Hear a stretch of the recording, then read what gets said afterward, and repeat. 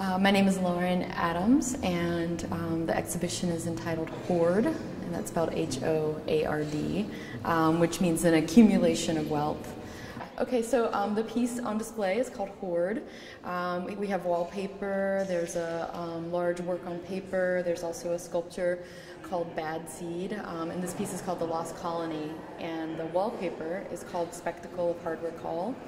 The wallpaper is a work on paper that I made in the studio and then scanned and digitally reproduced as printed wallpaper.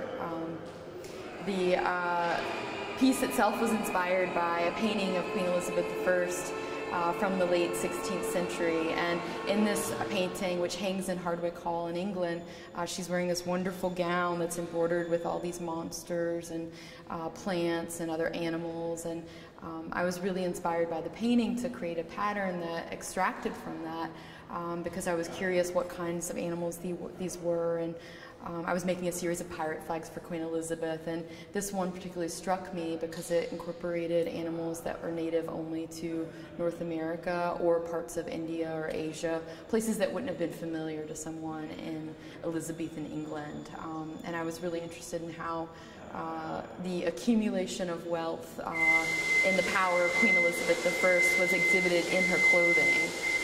A lot of my work has to do with the exhibition of decorative ornament as a political propaganda, and Queen Elizabeth is a particularly interesting figure for that reason, because as a woman she would dress appropriate for women of the time, but there are also these things called sumptuary laws which dictated who could wear what.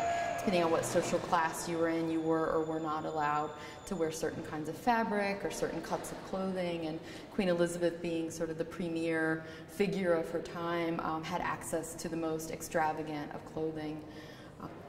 This piece on the wall here, The Lost Colony, shows a figure that's been elongated and distressed and is sort of constricted with these series of Elizabethan collars.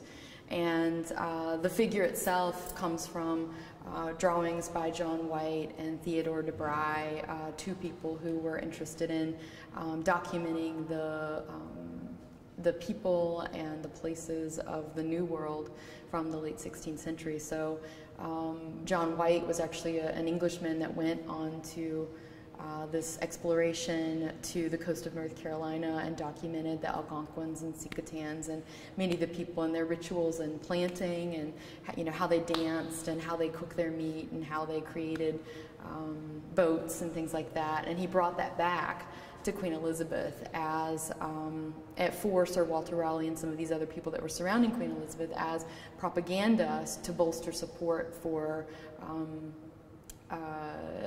forays into the New World. So you see this really interesting cycle, not only of the visual material of the New World coming back to England, but also within England, things like Queen Elizabeth's dress reflecting the things that they were finding as they were doing these explorations. So anyways, a lot of my work involves historic research. I'm really interested in how looking back into the past can tell us about our contemporary time. I am incredibly interested in thinking about how something that may seem far away, like the 16th century, actually tells us so much about who we are today. So thinking about not only fashion and what has endured in popularity, for instance, Queen Elizabeth's clothing, designers like Alexander McQueen and Vivienne Westwood have mined her clothing as in their more recent collections. But also thinking about politics, I'm really interested in how colonial era is reflected in what we would call a post-colonial era that we're in now, but I would argue that we're actually not post-colonial at all, that so many latent effects and reverberations of colonialism exist today, even in how we talk about politics and the contemporary landscape. I'm also interested in capitalism, and a large part of what brought me to working with Elizabethan England was wondering how American society and American democracy was sort of born. So mostly I'm really interested in trying to bring these things that may seem archaic or old-fashioned into a contemporary discourse, and I'm particularly inspired as an artist in working with themes of capitalism and communism and thinking about political structures.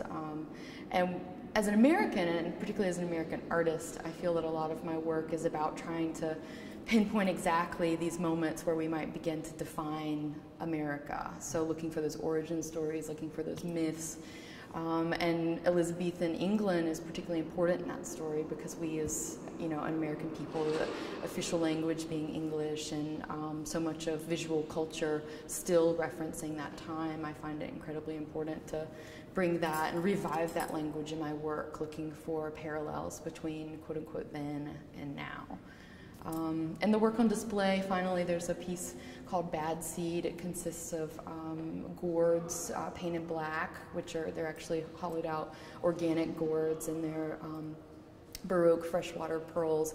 And I've created a sculpture where it fuses those two objects together in a particularly feminine, I believe, display. The gourds are representative of Native American culture. They're often visible in the drawings of John White and the engravings of Theodore de Bry. I find them very feminine in their form. They're very organic. They have a curvilinear shape that I think is particularly sexual in some ways. And the pearls are often, you see in these gorgeous paintings of Queen Elizabeth I, these elaborate strands of pearls that are decorating her outfits. And so the pearls tend to become, in the sculpture, a representation of the Elizabethan side. So much of the work that I make is about fusing or juxtaposing or collapsing or meshing various things, be it the collars invited to interact with the Native American figure or the gourd and the pearls coming together.